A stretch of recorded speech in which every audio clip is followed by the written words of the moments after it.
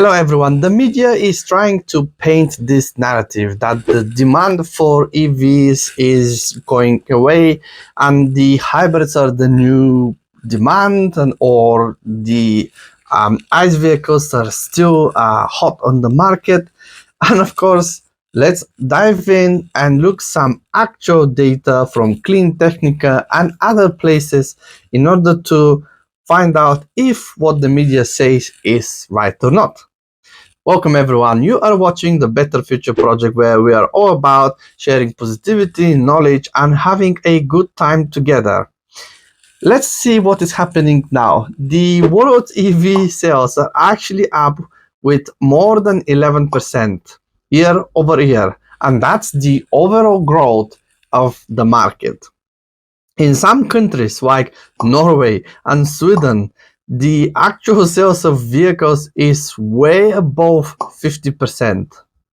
China as well is reaching nearly 50% of all new vehicles that are sold are actually EVs.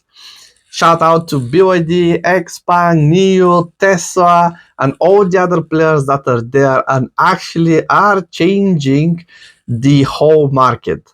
Now, Chinese market is so big that 35% of all vehicle sales in the world are actually happening in China. And guess what? The majority of the profits of Western companies that are legacy automakers are actually coming from China. We're talking about 50% of their profits. This number is so big, it's so huge, that actually is changing how the whole world is going to purchase vehicles, where they're going to purchase them, and what companies are actually going to be around within the next 5 to 10 years. Expect some sort of mergers, bankruptcies, and whatnot.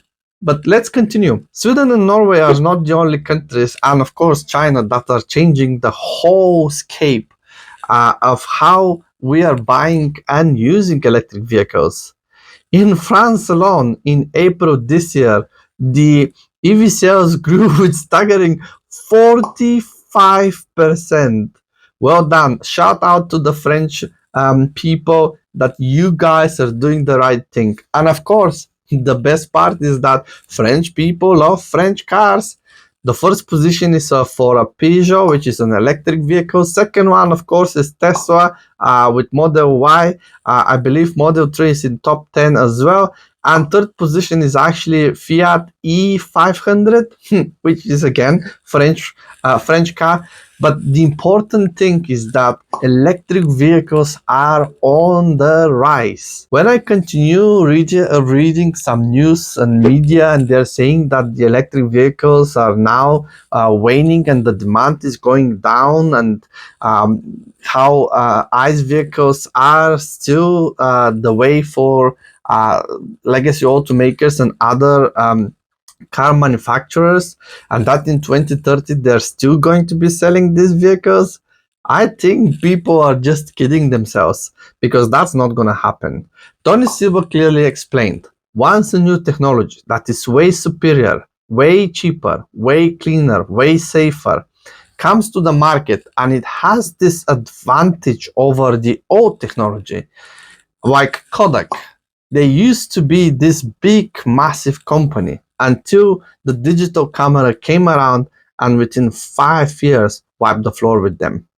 As soon as the digital camera approached 5% of the market, within 5 years, the digital cameras hit 80% of the market. And this is not the only example that is happening. Tony Siba has been right for these transitions between the old technology disrupting the market because of few things that are happening simultaneously, and then how quickly that actually this thing is happening. We're talking here for this span of about 5 years.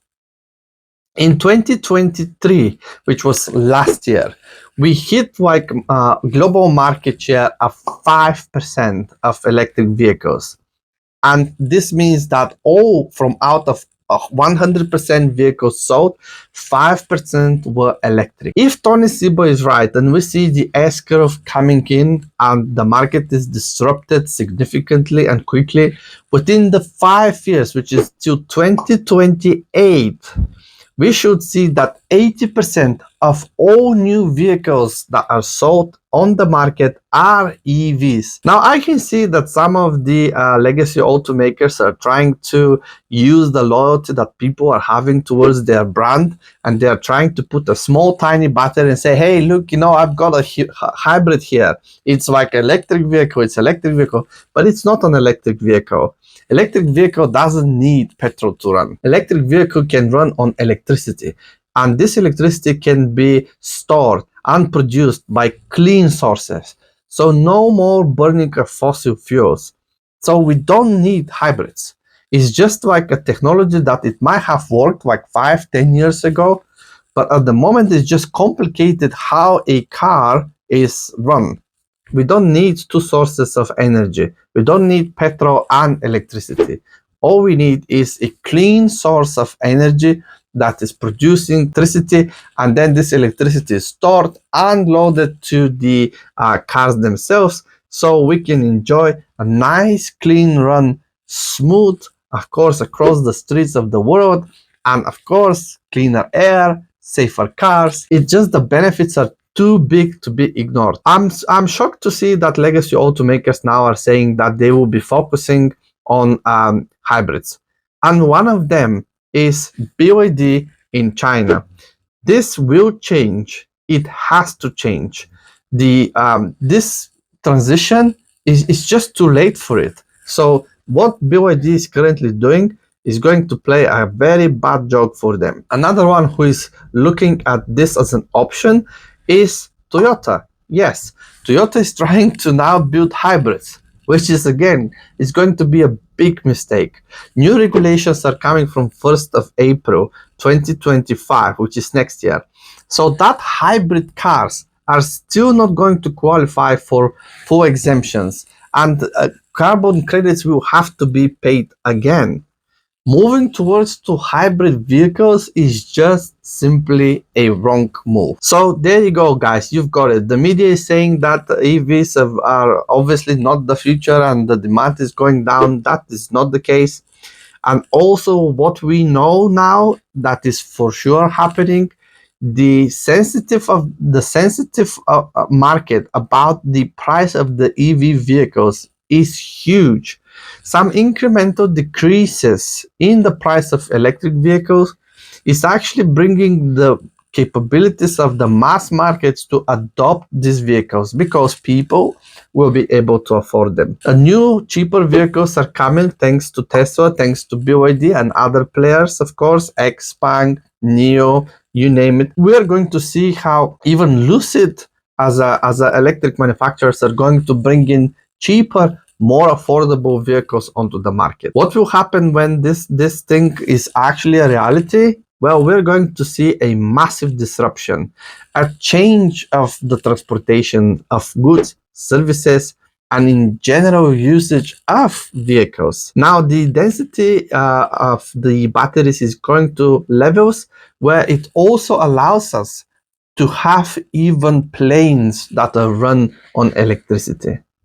So the whole transition, thanks to Tesla, is accelerating, and others are joining the that kind of chase of new technology, which is beneficial for the humanity. If you like my content, you make sure that you like and subscribe it.